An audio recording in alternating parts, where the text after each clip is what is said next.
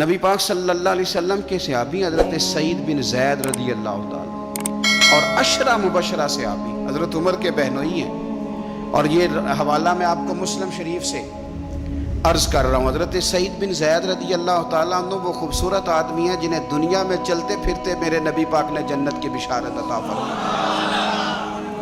بندے کا قد کاٹ دیکھیں کہ جنتی بندہ، یعنی اتنا اعتماد حضور نے کیا کہ فرمایا اس کے بعد والے آخری دم تک کے اعمال پر بھی میں جانتا ہوں یہ جنتیوں والے کام کرے گا۔ اتنا بڑا آدمی، لیکن ایک عورت نے آ کے جھگڑا شروع کر دیا۔ اروا اس عورت کا نام تھا۔ اس نے آ کے حضرت سعید بن زید سے جھگڑا شروع کیا کہ یہ جو مکان ہے نا آپ کا، اس میں اتنی جگہ میری ہے، مجھے آپ بتائیں ایک شریف آدمی سے عورت جھگڑا کرے تو بندہ جواب میں کچھ کر سکتا ہے؟ اب میری بات کو سمجھیں، آپ شریفوں کی مجبوریاں تو سمجھیں کتنی زیادہ ہیں۔ بھئی ایک عورت آ گئی، اس نے دعویٰ کر دیا، اب بلا وجہ انسان کٹہرے میں کھڑا ہو جاتا ہے۔ یہاں کو بندہ آگے کہہ دیتا، کہتا جی میں نے 20 لاکھ روپیہ لینا ہے، تو شریف آدمی ادھر کیا کرے گا؟ وہ تو مفت میں، اور دائیں بائیں بیٹھے لوگ ویسے ہی پریشان ہو جائیں گے کہ پتہ نہیں کوئی بات ہوتی ہے تو کوئی آتا ہے۔ اللہ تعالیٰ نے قرآن مجید میں ارشاد فرمایا ہے کہ حل جزاء الاحسان الا الاحسان، فرمایا کیا ہے احسان کا بدلہ سوائے احسان کے؟ نیکی کا بدلہ صرف نیکی ہے۔ دنیا میں جو لوگ خیر کے کام کریں گے تو اللہ تعالیٰ انہیں دنیا میں بھی خیر عطا فرمائے گا اور قیامت میں بھی خیر ہی عطا فرمائے گا۔ اور جو لوگ دنیا کے اندر شر کریں گے انہیں قیامت میں تو اس کی سزا ملے گی ہی، کچھ نظارے اس کے وہ دنیا میں بھی دیکھیں گے۔ ارشاد فرمایا دوسرے مقام پر کہ وَمَن يَعْمَلْ مِثْقَالَ ذَرَّةٍ خَيْرًا يَرَهُ، اگر کوئی ذرے کے برابر خیر کرے گا تو اسے دیکھے گا، اسے وہ دکھائی جائے گی۔ اور وَمَن يَعْمَلْ مِثْقَالَ ذَرَّةٍ شَرًّا يَرَهُ، اگر ایک ذرے کے برابر شر کرے گا تو اسے بھی دیکھے گا۔ دنیا کے اندر کچھ سزائیں اور کچھ ہمارے حالات کی خرابی کا سبب ہمارے اعمال ہوتے ہیں۔ قرآن مجید نے کہا کہ وَمَا أَصَابَكُم مِّن مُّصِيبَةٍ فَبِمَا كَسَبَتْ أَيْدِيكُمْ وَيَعْفُو عَن كَثِيرٍ، فرمایا جو تمہیں مصیبت پہنچتی ہے تو تمہارے ہاتھوں کے کرتوتوں کے سبب، کسب کے سبب پہنچتی ہے۔ وَيَعْفُو عَن كَثِيرٍ، بہت ساری چیزیں تو ہم ویسے ہی معاف فرما دیا کرتے ہیں۔ زندگی دنیا میں رہتے ہوئے بھی انسان کو کچھ سبق دیتی ہے۔ اگر آپ فصل زمین میں بوئیں تو چاول کا بیج بوئیں گے تو وہاں چاول اگے گا، گندم نہیں اگے گی۔ اور اگر آپ کاشت گندم کریں گے تو گندم ہی وہاں سے اگے گی، وہاں سے چاول اگ سکتا نہیں۔ یہ نہیں ہو سکتا کہ آپ زندگی میں لوگوں کو تکلیفیں دیں اور خود آپ آرام سے سو جائیں، یہ ہو نہیں سکتا، یہ ممکن نہیں۔ دو جملوں میں میرے نبی پاک صلی اللہ علیہ وسلم نے ہمیں بات سمجھا دی ہے۔ اللہ کے رسول صلی اللہ علیہ وسلم نے فرمایا کہ تم اللہ کے بندوں پہ رحم کرو، اللہ تمہارے اوپر رحم فرمائے گا۔ لیکن بندوں کے بارے میں بندوں کا رویہ سخت ہو، اس کا لہجہ رب کریم کے بندوں کے بارے میں تلخ ہو، اس کے دل میں رحم کے، کرم کے میٹھے جذبات ہی نہ سرے سے ہوں، اور وہ کہے کہ میرے بارے میں نرمی کی جائے، تو یہ ہو نہیں سکتا، یہ ممکن نہیں ہے۔ ہم کیا کرتے ہیں؟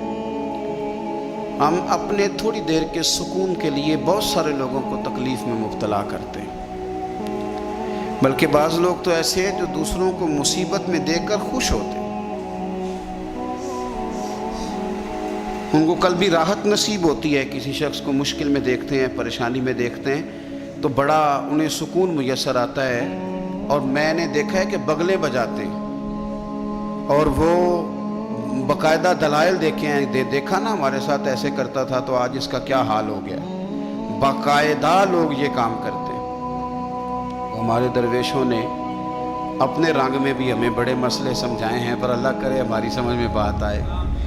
اللہ کے بندوں نے نا سادی کر کے باتیں، سادی کر کے اور نرم کر کے اور ہمارے مزاج اور طبیعت کے مطابق ہمارے ذہنوں میں اتارنے کی کوشش کی ہے. اگر ہماری سمجھ میں آئے. دیکھیں نا درویش کیا کہتے ہیں, کہتے ہیں دشمن مرے تو خوشی نہ کریے. دلیل کیا ہے کہ سجنا بھی تو مر جانا ہے نا. یہاں تو یہ کہے نا کہ دشمن مر گیا تو دوست نہیں مرے گا. تو کس طرح سادہ کر کے اور عام فہم کر کے اور ذہن کے قریب جا کے بات سمجھاتے ہیں. کہتے ہیں کس بات کا چاؤ کر رہے تم, دشمن مرے خوشی نہ کریے, وہ پائیا سجنا بھی مر جانا ہے. ڈیگر تے دن آیا محمد اوڑک نو ڈوب جانا ہے. یہ تو کس چکر میں تو پڑا ہوا ہے. ترمذی شریف حضرت واصلہ بن اسکے رضی اللہ تعالیٰ عنہ حدیث کے راوی ہیں. یہ حدیث ضرور یاد رکھیے گا. میرے نبی پاک صلی اللہ تعالیٰ علیہ وسلم نے فرمایا اپنے بھائی کو مصیبت میں دیکھ کے خوشی کا اظہار نہ کرو, اسے تکلیف میں دیکھ کر کبھی خوشی کا اظہار نہ کرو, ورنہ حضور فرماتے ہیں اللہ اس پر رحم کر دے گا اور تمہیں اس مصیبت میں مبتلا کر دے گا. کبھی بھی دشمن مرے تو کدے خوشی نہ کرے, کیونکہ سجنا بھی تو مر جانا ہے. کبھی اپنے بھائی کو مصیبت میں دیکھ کر, آپ یقین کریں کہ میں نے دیکھا ہے کہ بھابھی کا خاندان کسی تکلیف میں آ گیا ہے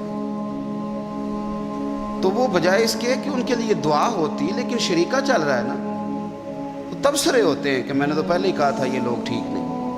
یہ بامروت با اخلاق اور وفادار لوگوں کا یہ رویہ ہی نہیں ہوتا. وہ تو گہرا دشمن بھی ہو گہرا, اس کے بارے میں بھی دیکھیں نا میرے نبی پاک صلی اللہ تعالیٰ علیہ وآلہ وسلم کافروں اور منافقوں پر نرم دل نہیں تھے.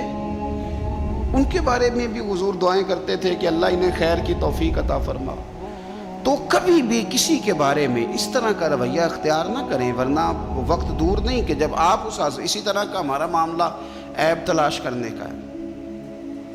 میں کس طرح کھول کے آپ کو یہ بات عرض کروں کہ لوگوں کا دل کرتا ہے کہ ہمیں خوبیاں نہیں کمیوں کا بھی پتہ چلے.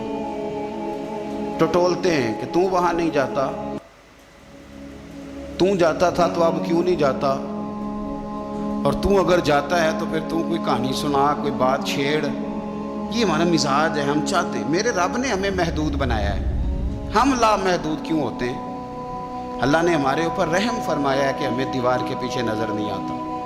یہ اس نے کرم فرمایا. اگر ہمیں نظر آتا ہوتا تو کتنے پردے کھل جاتے, اور بہت ساری چیزیں جو پردوں میں رہنی چاہیے تھیں وہ پردوں میں نہ رہتی. اس نے کرم فرمایا ہے کہ ہمیں دیوار کے پیچھے نہیں سنتا. اس کو کرم سمجھو, پردے نہ کھولو.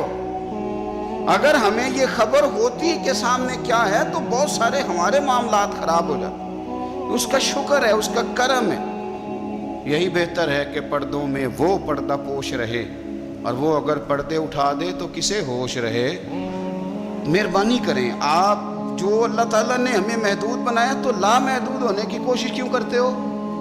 جہاں اس نے رکھا ہے وہیں رہنے کو اپنے لیے بہتر جانو, وہیں, ورنہ حالات خراب ہو جائیں گے. میرے نبی پاک صلی اللہ علیہ وسلم نے فرمایا, مسند احمد میں موجود ہے, حضور فرماتے ہیں لوگوں کی جاسوسی نہ کرنا, ان کے عیب نہ ٹٹولنا. بس حضور نے کہہ دیا تو کہہ دیا, نہیں ٹٹولنے تو سونیا تیرے غلام ہیں.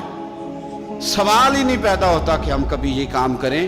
حضور نے فرمایا کسی کے عیب نہ ٹٹولنا. اگر تم نے کسی کے عیب ٹٹول کے اسے رسوا کرنے کی کوشش کی تو فرمایا تم اگر 7 پردوں کے اندر بھی بیٹھے ہوئے تو وہاں بھی اللہ تمہیں رسوا کر دے گا. یہ نہ سمجھنا کہ میں چھپ گیا ہوں تو بچ جاؤں گا, اللہ تمہیں وہاں بھی رسوا. تو کچھ جرموں کی دنیا میں ہم دیکھتے ہیں, اور اس کا سادہ ترجمہ یہ ہے کہ جیسا کرو گے پھر ویسا بھرو گے. یہ ہوتا ہے, آپ اس سے بچ نہیں سکتے. اور اس وقت بندہ بڑا سمارٹ ہوتا ہے, وہ اپنے آپ کو بڑا تیز سمجھتا ہے. وہ کہتا ہے میں نے پتہ پھینکا تھا تو میرا پتہ چل گیا ہے, دیکھا نا. پھر اور کئی دفعہ میں نے دیکھا ہے شریف آدمی مجبور ہوتا ہے, وہ کیا کر سکتا ہے. شریف جو ہوا, شر اور شریف ان کا مقابلہ نہیں ہوتا. ایک چیز ہے اشارہ, تو شریف اس کا مقابلہ کیسے کرے گا. بلکہ شریف آدمی تو کئی دفعہ ویسے ہی بچتا ہے, کہتا ہے یار مطلب کسی طریقے جان چھڑائیں, یہ شر ہے اور میں باوضو رہنے والا آدمی ہوں, میں گند میں کیسے ہاتھ ڈالوں گا. وہ بچتا ہے تو لوگ سمجھتے ہیں ڈرپوک ہے. حالانکہ ڈرپوک اور ہوتا ہے اور شریف اور ہوتا ہے، تو شرافت کو لوگ بزدلی جانتے ہیں۔ نبی پاک صلی اللہ علیہ وسلم کے صحابی حضرت سعید بن زید رضی اللہ تعالی اور عشرہ مبشرہ صحابی حضرت عمر کے بہنوئی ہیں، اور یہ حوالہ میں آپ کو مسلم شریف سے عرض کر رہا ہوں۔ حضرت سعید بن زید رضی اللہ تعالیٰ عنہ وہ خوبصورت آدمی ہیں جنہیں دنیا میں چلتے پھرتے میرے نبی پاک نے جنت کی بشارت عطا فرمائی۔ بندے کا قد کاٹ دیکھیں کہ جنتی بندہ، یعنی اتنا اعتماد حضور نے کیا کہ فرمایا اس کے بعد والے آخری دم تک کے اعمال پر بھی میں جانتا ہوں یہ جنتیوں والے کام کرے گا۔ اتنا بڑا آدمی، لیکن ایک عورت نے آ کے جھگڑا شروع کر دیا۔ اروا اس عورت کا نام تھا۔ اسے آ کے حضرت سعید بن زید سے جھگڑا شروع کیا کہ یہ جو مکان ہے نا آپ کا، اس میں اتنی جگہ میری ہے۔ مجھے آپ بتائیں کہ ایک شریف آدمی سے عورت جھگڑا کرے تو بندہ جواب میں کچھ کر سکتا ہے؟ اب میری بات کو سمجھیں، آپ شریفوں کی مجبوریاں تو سمجھیں کتنی زیادہ ہیں۔ بھئی ایک عورت آ گئی، اس نے دعویٰ کر دیا، اب بلا وجہ انسان کٹہرے میں کھڑا ہو جاتا ہے۔ یہاں کو بندہ آگے کہہ دیتا ہے، کہتا جی میں نے 20 لاکھ روپیہ لینا ہے، تو شریف آدمی ادھر کیا کرے گا؟ وہ تو مفت میں، اور دائیں بائیں بیٹھے لوگ ویسے ہی پریشان ہو جائیں گے کہ پتہ نہیں کوئی بات ہوتی ہے تو کوئی آتا ہے نا۔ اس نے کہہ دیا کہ مکان میں میرا حصہ ہے، اور کہہ کسے دیا؟ اسے جن کے اعمال کے صحیح ہونے کی گواہی مدینے والے رسول نے عطا فرمائی۔ اس نے کہا جناب یہ مکان میں میرا حصہ ہے۔ اب حضرت سعید بن زید رضی اللہ تعالیٰ عنہ فرمانے لگے یہ زمین اسی کو دے دو۔ ختم ہو گئی بات۔ شریف آدمی کیسے جھگڑا کرے؟ اب میں آپ کو ایک بات بتاؤں، اگر اس طرح بھی بندہ کر دے تو باتیں پھر بھی ہوتی ہیں۔ لوگ کہتے ہیں بلا وجہ تو نہیں نہ دے دی، ایسے تو نہیں نہ کوئی دے دیتا 4 مرلے، او بھائی ایسے تو نہیں نہ۔ فوراً فرمایا حضرت سعید بن زید، فرمایا دے دو اسے۔ تو آپ کے اہل خانہ کہنے لگے حضور جب آپ اسے کیوں دے رہے ہیں؟ فرمایا تم دے دو۔ میرے نبی پاک صلی اللہ علیہ وسلم نے فرمایا جس نے ایک بالشت زمین پر ناجائز قبضہ کیا، اللہ قیامت کے دن 7 زمینوں کا توق بنا کے اس کے گلے میں ڈال دے۔ فرمایا اٹھانے دو اسے، توق اسے اٹھانے دو۔ اور ایک حدیث میں فرمایا 7 زمینوں میں دھنسا دے گا اللہ اسے اٹھانے دو، دے دو۔ لیکن تکلیف تو ہوتی ہے نا۔ اب یہ نہیں ہے کہ کہاں سے اتنا حوصلہ بندہ کرے، دل تو ٹوٹ جاتا ہے نا کہ یار میرے اوپر اس طرح الزام لگانا، اور اس طرح کسی شخص کے بارے میں، وہ بندہ جس نے زندگی تقوی میں گزار دی، اس پر اتنا گھنونا الزام لگا دینا۔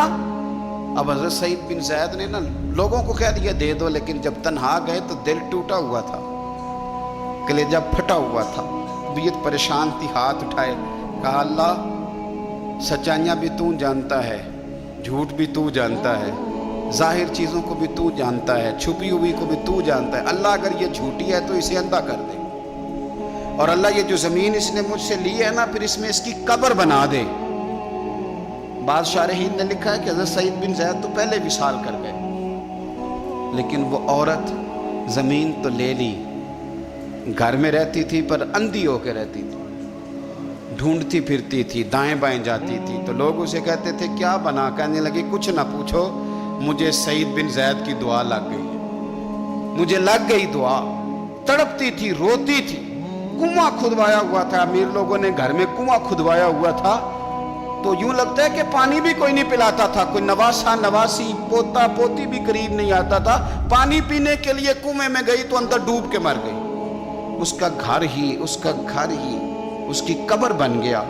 دیکھیں نا، لوگ اس وقت سمجھ رہے ہوتے ہیں کہ جناب دیکھا نا میرا پتہ چل گیا، ہنس رہے ہوتے ہیں کہ دیکھا میں نے کتنا رسوا کر دیا، دیکھا پھر فلانا کتنی منتیں کر رہا تھا، دیکھا، اور تمہیں پتہ نہیں۔ تم کیا سمجھتے ہو کہ جس کو تم نے رسوا کرنا چاہا اس کا کسی جو ہے وہ وزیر مشیر اور بڑے آدمی سے تعلق نہیں تھا تو وہ تمہارے ہتھے چڑھ گیا؟ یاد رکھنا، اگر اس کا وزیروں مشیروں سے تعلق نہیں نا غریب کا، تو اللہ ولی الذین آمنوا، اللہ تو وارث ہے کہ نہیں مومنوں کا؟ اللہ تو وارث ہے کہ نہیں مومنوں کا؟ نبی پاک تو والی ہیں کہ نہیں اپنی امت کے؟ تو تم کس طرح سمجھتے ہو کہ بندہ وارث شاہ مان کری نہ وارثہ دا، رب بے وارثہ کر کے مار دائی۔ تو ہم جب چل رہے ہوتے ہیں نا تو پھر تو ہماری قد کاٹ کا کون مقابلہ کرے، اور جب ہم چڑھ جائیں ہوا کے گھوڑے تو پھر کون ہمارا رخ پھیرے۔ لیکن یاد رکھنا ایک عدل کرنے والی ذات ہے، جب لگامیں کھینچتی ہے تو پھر لوگوں کو کوئی چارہ، اپنی زندگی کے اندر کبھی بھی کوئی کام ایسا نہ کریں، کبھی بھی۔ آگے بڑھتا ہوں۔ بصرے کا گورنر حجاج بن یوسف بڑا ظالم آدمی تھا، تو حضرت سعید بن جبیر رضی اللہ تعالیٰ عنہ ایک تابعی بزرگ تھے، تو آپ اس کے غلط کاموں پہ اسے ٹوکا کرتے تھے۔ ہمارا یہ مسئلہ ہوتا ہے کہ جب ہمیں کوئی ٹوکتا ہے تو ہمیں ضد چڑھتی ہے، یہ نہیں دیکھتے کہ میں پہلے دیکھ لوں میری کہیں کوتاہی پہ تو نہیں ٹوک رہا۔ وہ ظالم تھا، آپ اسے ٹوکتے تھے، تو جب روک ٹوک ہونے لگی تو یہ جو بادشاہ قسم کے لوگ ہوتے ہیں ان کی خواہش ہوتی ہے کہ ہمیں پوچھنے والا کوئی نہ ہو۔ روک ٹوک بڑی تو اس نے بلا لیا حضرت سعید بن جبیر رضی اللہ تعالیٰ عنہ کو، بلا کے کہنے لگا میں آپ کو قتل کروں گا۔ تو آپ فرمانے لگے جس طرح تو مجھے قتل کرے گا نا، میرا رب بھی تجھے اسی طرح ہی قتل کرے گا۔ اللہ والے تھوڑا کسی سے ڈرتے ہیں، وہ اسی طرح تجھے قتل کرے گا۔ کہنے لگا حضرت سعید بن جبیر رضی اللہ تعالیٰ عنہ سے کہ اگر آپ مجھ سے معافی مانگ لیں گے تو میں آپ کو چھوڑ دوں گا۔ تو آپ فرمانے لگے معافی تو میں روز مانگتا ہوں، پر صرف اپنے رب سے، تجھ سے کاہے کی معافی مانگوں، کس بات کی تجھ سے معافی مانگوں۔ کہنے لگا پھر آپ باز جلا سے کہنے لگا اسے قتل کرو۔ آپ نے ہنسنا شروع کر دیا، تو وہ کہنے لگا ہنستے کیوں ہو؟ فرمانے لگے تیری جرت پہ ہنس رہا ہوں کہ خدا کا کمزور بندہ ہو کے تو کس طرح کی جرت کے ساتھ باتیں کر رہا ہے کہ میں تجھے قتل کرا دوں گا۔ اس نے کہا پکڑو، اور غصے میں آ کے پکڑو اور انہیں قتل کرو۔ جب قتل کرنے لگے تو آپ نے منہ کعبے کی طرف کر لیا اور پڑھا انی وجہت وجہی للذی فطر السماوات والارض حنیفا وما انا من المشرکین۔ کعبے کی طرف منہ کر کے یہ دعا پڑھی تو کہنے لگا اچھا اس کا رخ پھیر دو کعبے سے۔ تو آپ کا جب رخ پھیرا تو آپ فرمانے لگے تو بڑا ہی بیوقوف ہے، فَإِنَّمَا تُوَلُّوا فَثَمَّ وَجْهُ اللَّهِ، تمہیں پتہ نہیں منہ جدھر بھی کرے اللہ ادھر ہی ہوتا ہے۔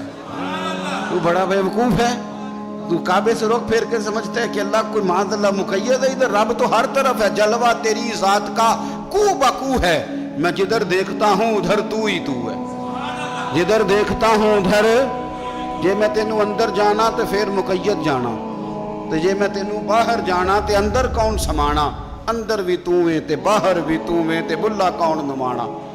فرمایا کہ بھئی ہر طرف ہی اللہ ہے۔ اب اس نے پتہ کیا کیا، آپ کو جب قتل کروا رہا تھا نا تو حضرت سعید بن جبیر نے ہاتھ اٹھایا کہ اللہ میرے بعد اسے کسی اور کو قتل کرنے کا موقع نہ دینا، میں اتنی بات کسی اور پر اسے مسلط نہ کرنا۔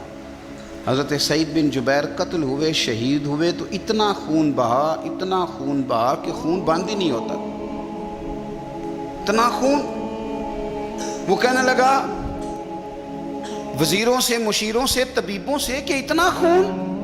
تو وہ کہنے لگے بادشاہ یہ خون بتاتا ہے کہ یہ بندہ تجھ سے ڈر کے نہیں مرا، ورنہ تو تلوار بندے کے قریب آتی ہے تو خون خشک ہوتا جاتا ہے، ورنہ تو حکم ہوتا ہے سزائے موت کا تو لوگوں کے کپڑے ڈھیلے ہو جاتے ہیں، جسم کمزور ہو جاتا ہے۔ یہ بندہ نہ ڈر تھا اس لیے اتنا اس کا خون نکلا ہے کہ اسے کوئی ڈر نہیں تھا۔ حضرت سعید بن جبیر کو قتل کرنے کے بعد نا حجاج بن یوسف 15 دن زندہ رہا ہے، صرف 15 دن۔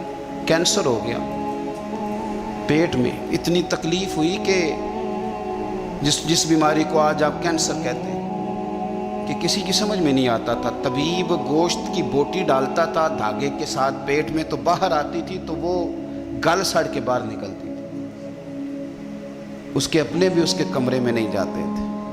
او یارو، ظلم کرتے ہوئے لوگ سوچتے نہیں کہ اس کا حساب کتنا بھیانک ہوگا۔ رات کو چیخ مار کے اٹھتا، گھر والے کہتے تجھے کیا ہوا؟ وہ کہتا تھا جب بھی میں سوتا ہوں تو سعید بن جبیر میری خواب میں آتے ہیں اور میری ٹانگ پکڑ کے گھسیٹتے ہیں تو میری آنکھیں کھل جاتی ہیں، یہ جو بد دعائیں ہیں یہ تمہارے بستر تک تمہارا پیچھا کرتی، یہ نیندوں میں سوراخ کر دیتی۔ لوگ کہتے ہیں پتہ نہیں کیا بات ہے سویا نہیں جاتا، تو میں کہتا ہوں پتہ کر لو، شاید کوئی بات نکل ہی آئے، پتہ کر لو، دیکھ لو، غور کر لو، توجہ کر لو، شاید کوئی بات نکل آئے۔ اگر نکل آئے نا تو پھر توبہ کر لو، اور اگر نکل آئے تو پھر معافی مانگ لو۔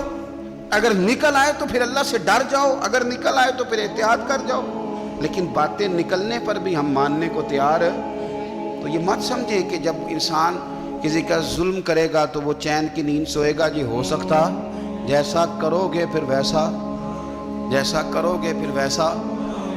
مجھے بڑی ایک شخص کی، اور میں اس بندے کو داد دیتا ہوں، اس نے بڑی اعلیٰ ایک دفعہ بات کی.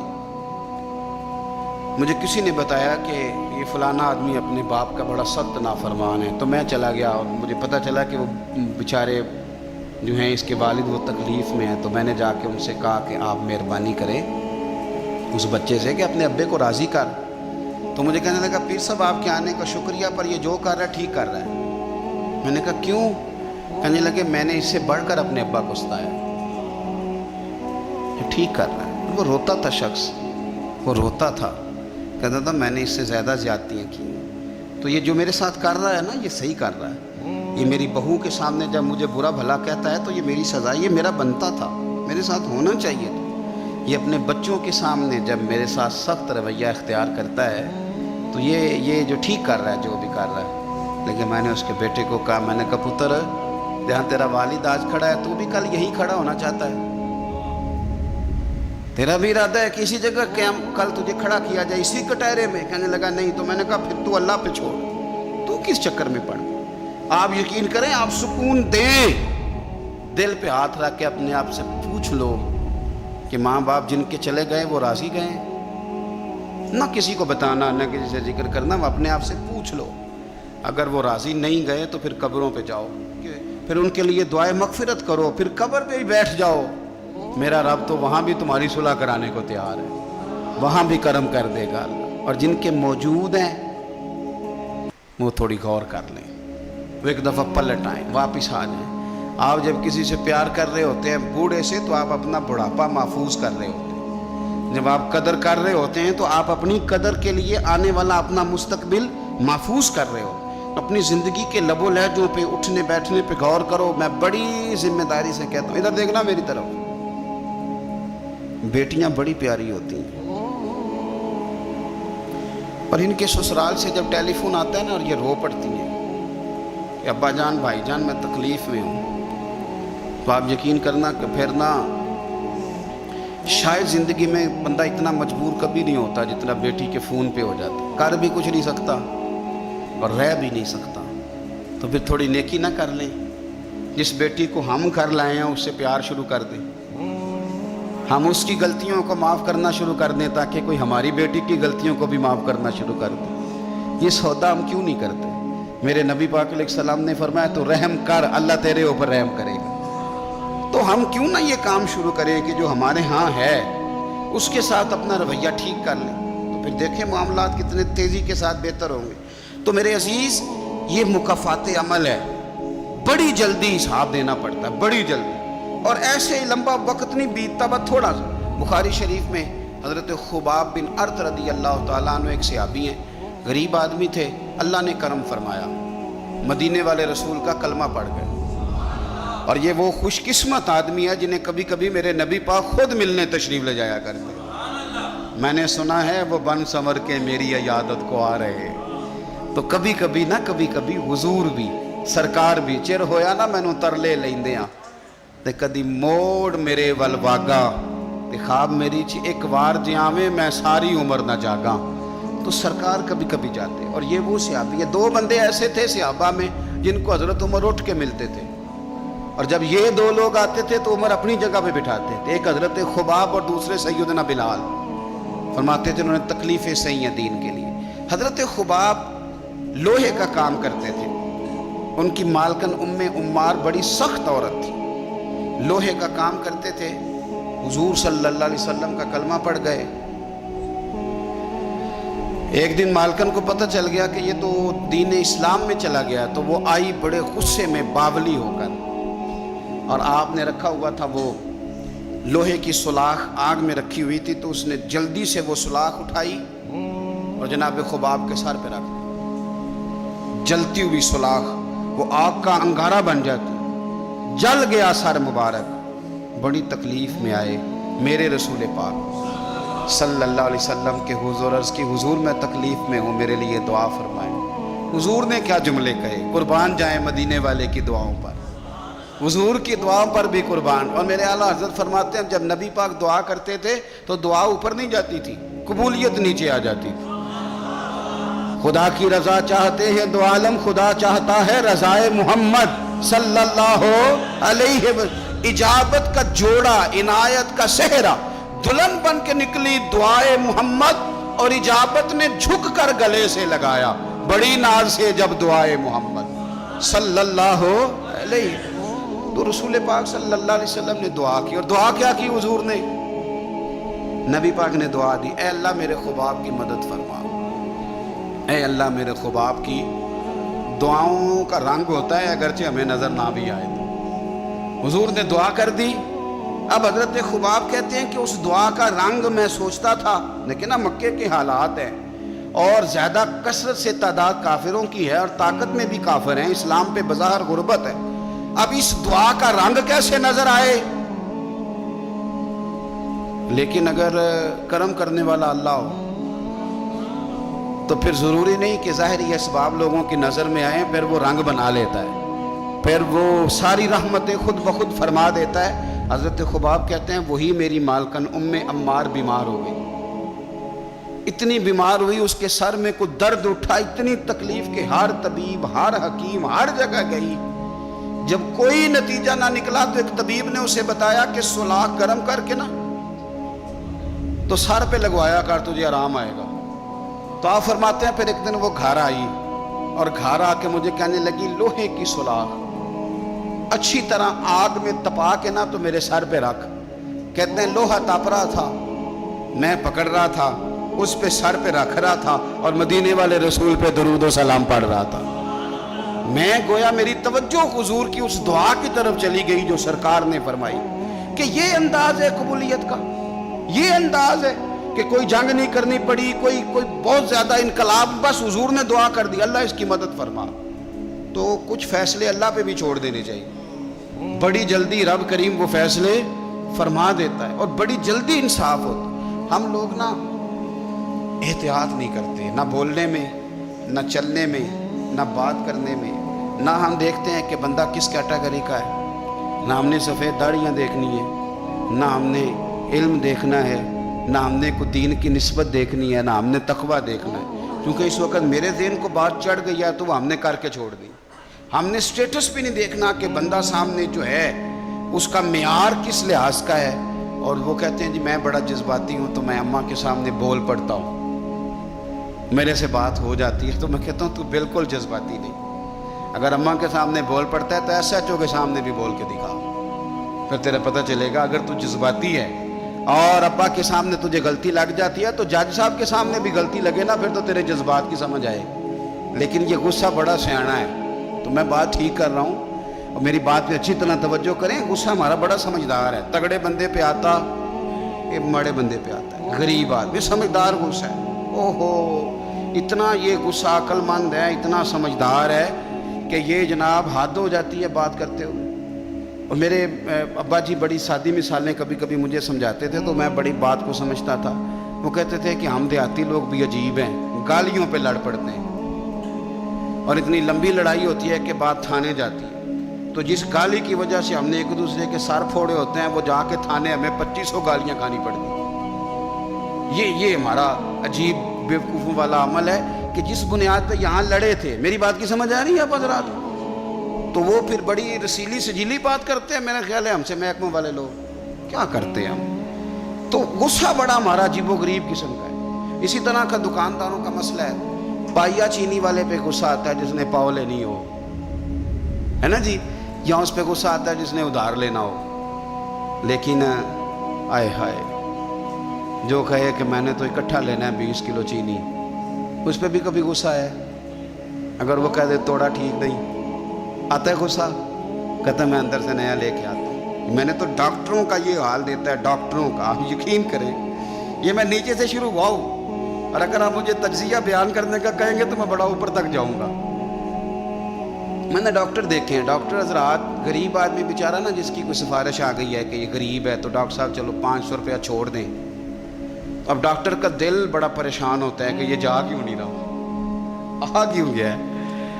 اور اگر اس کو پتہ چل جائے کہ جس شخص کے ساتھ میں نے ڈاکٹروں کو خود فون کرتے دیکھا ہے کہ آپ کی اپوائنٹمنٹ تھی، آپ آئے کیوں نہیں، اس لیے کہ اس کا سٹیٹس پڑا ہے، یہ آپ کی اخلاقی کمزوری ہے، آپ کمزور ہیں اخلاقی طور پہ، اس طرح آپ کرتے ہیں۔ تو یہ ہمارے سمجھدار جذبات، سیانے غصے اور ہماری ناراضگیاں، ان کے روپ، اس سے بچیں۔ کوشش کریں زندگی میں کبھی کسی پر الزام نہ لگائیں۔ میرے رسول پاک صلی اللہ علیہ وسلم نے فرمایا کسی بندے کے لیے جھوٹا ہونے کے لیے اتنا ہی کافی ہے کہ سنی سنائی بات آگے کر۔ ہم تو تیزی سے کہانی ہوتی بھی نہیں بنا لیتے ہیں اور کہہ دیتے ہیں کوئی بات ہوتی ہے تو کوئی کرتا ہے نہ نہیں۔ میرا تجربہ یہ ہے کہ بہت ساری باتیں نہیں ہوتی، لوگ پھر بھی کرتے ہیں، ہوتی نہیں سرے سے اور لوگ کرتے ہیں۔ حضرت سعد بن ابی وقاص رضی اللہ، یہ بھی بخاری کتاب الاذان میں آپ کو روایت ملے گی، یہ عشرہ مبشرہ صحابی ہیں، اور نبی پاک صلی اللہ علیہ وسلم نے ایک مقام پہ فرمایا تھا جب یہ بیمار ہو گئے اور پریشان ہو گئے کہ پتہ نہیں تندرست ہوں گا بھی کہ نہیں، تو حضور نے فرمایا سعد فکر نہ کر، اللہ شفا دے گا اور تیری وجہ سے اسلام کا فائدہ کرے گا اور کفر کا نقصان کرے گا۔ میں نے کہا کہ ڈائریکٹ آ کے کوئی بندہ الزام لگا لے تو شریف آدمی بھلا جواب کیا دے اس کو، اور پھر بڑا مشکل نہیں، جس نے کچھ نہ کیا ہوا بیچارہ وضاحتیں دیتا پھرے، یعنی کوئی جرم نہیں کیا اور اسے وضاحتیں، اسے کٹہرے میں کھڑا ہونا پڑ جائے، یہ کوئی تھوڑی سزا ہے، لیکن لوگ کر دیتے ہیں بلا وجہ، بغیر سبب کے، بغیر کسی وجہ کے کر دیتے ہیں۔ ہم سوچتے ہی نہیں، ہمارا ذہن ہی نہیں، ہمارا رویہ ہی نہیں، اور چونکہ میرا تھوڑا سا تعلق ہے اس شعبے سے، تو بڑی دیدہ دلیری کے ساتھ لوگ آ کے کہتے ہیں حضرت صاحب بس وہ جب سے بہو لے کے آئیں تو تویز بڑے کراتی ہے۔ تو میں نے کہا کہ آپ نے کبھی دیکھا ہے بیچاری کو کراتے؟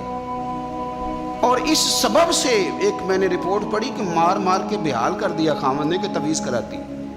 پہلی تو بات یہ ہے کہ تویز، آپ نے یہ کیسے سمجھ لیا کہ تویز اتنی جلدی اثر کر دیتا ہے؟ جادو کے اثرات کا انکار نہیں ہے، پر کیا آپ نے وہ حدیث نہیں پڑھی کہ سورۃ بقرہ پڑھیں تو جن بھی دوڑ جاتا ہے، شیطان بھی دوڑ جاتا ہے؟ کیا وہ ہمارے لیے کافی نہیں کہ سورۃ فلق اور ناس پڑھ کے سو جاؤ تو جادو اثر نہیں کرتا؟ ہمارے لیے کافی نہیں؟ ہم کیوں اتنے زیادہ کمزور نظریات کے مالک ہو گئے کہ شک کی بنیاد پر پیٹ دیا بہت زیادہ کہ تویز کراتی؟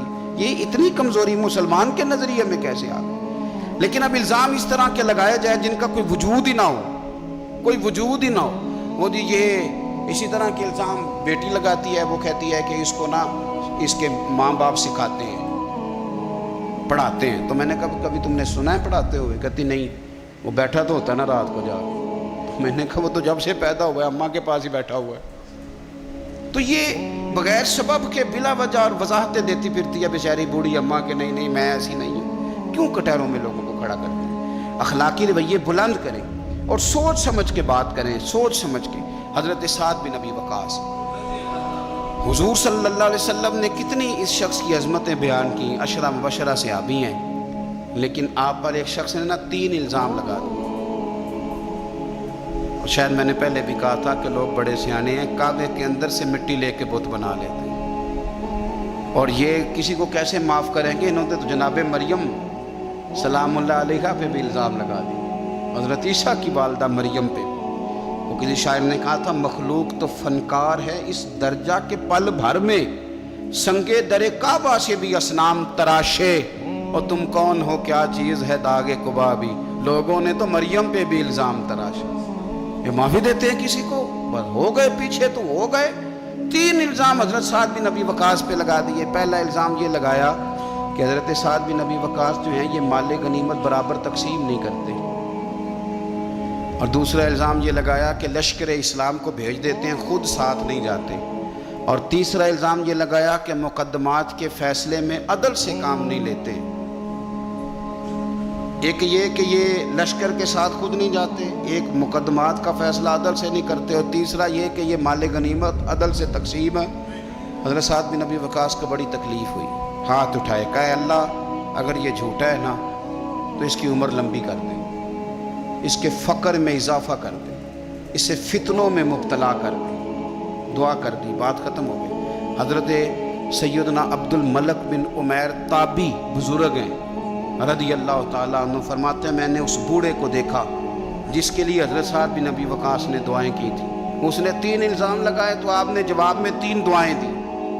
आपने कहा अल्लाह इसकी उम्र लंबी फरमा, फ़क्र में इजाफा कर, इसे फितनों में मुब्तला कर। आप फरमाते हैं मैंने उसे देखा इतना बूढ़ा हो गया था, कमर झुक गई थी, ये भवें उसकी आंखों पे आ गई, चला नहीं जाता था। और कभी वो मालदार होता था पर हज़रत साद बिन अबी वक़ास की दुआ ने इतना पीछा किया कि दर दर की भीख मांगने पे मजबूर हो गया। और बुढ़ापे में भी उसके फितने का ये आलम था कि ज़ईफ़ हो गया है, औरत की ख्वाहिश रही नहीं वजूद में, लेकिन फिर भी राह जाती औरत को छेड़ देता था। और यकीनन फिर उसकी वजह से वो मार खाता था चौकों और चौराहों में। तो लोग उसे कहते थे कि तू इस उम्र में भी बाज नहीं आता। तो वो कहता था मैं तुम्हें क्या बताऊं, साद बिन अबी वक़ास की दुआएं मेरा पीछा करती, वो मैंने उनको तकलीफ़ दी थी। तो आज तक मैं फितने में मुब्तला हूँ, फितने में कि मैं जाती जाती खातून को पता नहीं मुझे क्या हो जाता है और फिर मुझे बेइज्जती का मुंह देखना पड़ता है और रुसवाई का। तो क्यों लोग बद्दुआएं लेते हैं और क्यों करके लोग इतना सख्त अपने आप को बना लेते हैं कि वो नेक साले और पाक लोगों के बारे में भी उनके नज़रियात इस तरह के हो जाते। खुदारा ज़िंदगी में बड़ी तकलीफ़ें आ जाएंगी अगर हम इन चीज़ों से नहीं बचेंगे। याद रखें जैसा करेंगे फिर वैसा भरेंगे। बोलें भी सोच के, चलें भी सोच के, मुखालफत भी करें तो सोच के, और उतनी जितनी किसी की बनती है। इल्ज़ाम भी लगाएं तो खुदारा अल्लाह से डर के, फटाफट नहीं, जल्दी नहीं। आप हर चौथे बंदे के बारे में लोग नहीं कह रहे फलाना पैसे खाता है, भाई आपने दिए या आप गवाह बने जब वो खा रहा था, आपने ये कैसे बात कर दी। तो हम तेज़ी के साथ इस तरह के अमाल इकट्ठे कर रहे हैं कि जो हमारे लिए अज़ियत का सबब बनेंगे। मेरे रब ने फरमाया एहसान करो, नेकी करो ताकि बदले में तुम्हें भी नेकी मिले। हल जज़ाउल एहसान इल्लल एहसान, क्या है नेकी का बदला सिवाय नेकी के। अपनी ज़िंदगी में कोशिश करें कोई बद्दुआ ना लें, किसी को इतनी तकलीफ़ में मुब्तला ना करें कि फिर वो रब करीम के दरवाज़े पे झुके और हमारे लिए वो बद्दुआएं करे। अल्लाह के हुजूर हाजिर हों, कोशिश करें कि भूले से भी किसी शख्स को हमारी वजह से तकलीफ़ ना पहुँचे। अल्लाह हमें समझने की तौफ़ीक़ अता फ़रमाए।